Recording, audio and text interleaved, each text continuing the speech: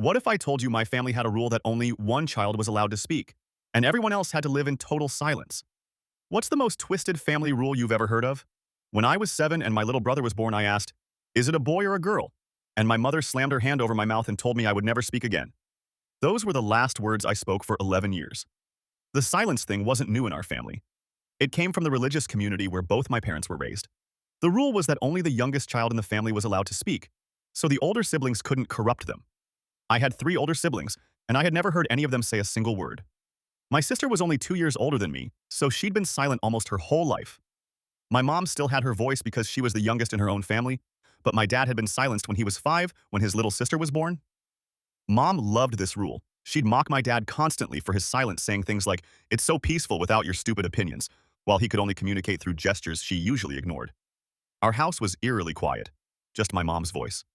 And for the first 7 years of my life, mine too. Then my baby brother Ian was born. Mom said, "You've had 7 years to say everything you needed to say, and now it's his turn to be the special one. Big boys don't need voices when they have a baby brother to protect." She told me that if I ever made any sound again, including crying or laughing, she would send me away to live with strangers who didn't love me like she did. She put tape over my mouth for the first week to help me remember my new role in the family while my older siblings looked at me with haunted sympathy. Overnight, I became invisible and my new brother was treated like a precious prince. I realized this was how my older siblings had felt the whole time, and now I was in hell with them. Mom homeschooled all of us to keep our traditions secret. But Ian got real lessons where he could raise his hand and ask questions just like I used to. Now I just read silently with my older siblings.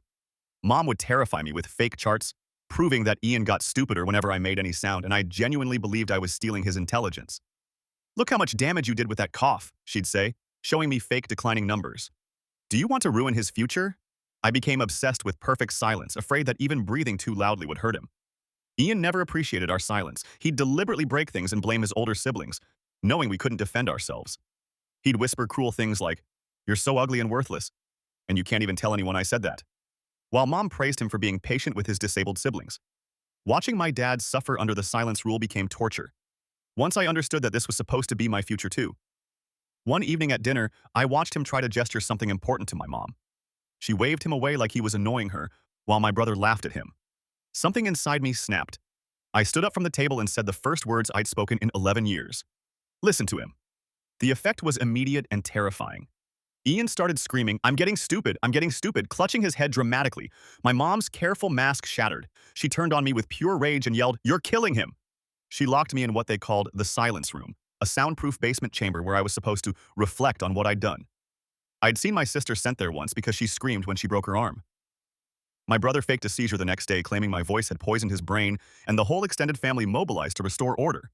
They produced fake medical records, forced my older siblings to sign statements against me, and threatened to have me declared legally incompetent. I actually started doubting my own sanity when my oldest brother, silent for 23 years, whispered, "Just be quiet and it all goes away." But someone finally ended it. My father.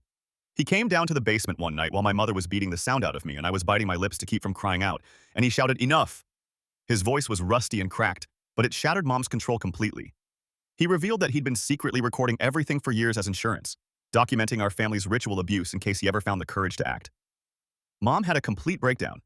She and Ian sobbed, clutching each other, but Dad's evidence was overwhelming enough for authorities to intervene, and 2 of my siblings and I escaped together. The damage was deep. One of my sisters chose to stay silent because she was too psychologically broken to handle the idea of speaking again. She still hasn't said a single word and lives in a nursing home. Now at 22. I'm not in contact with my parents, but last I heard my dad has gone back to silence too, retreating under my mother's rule.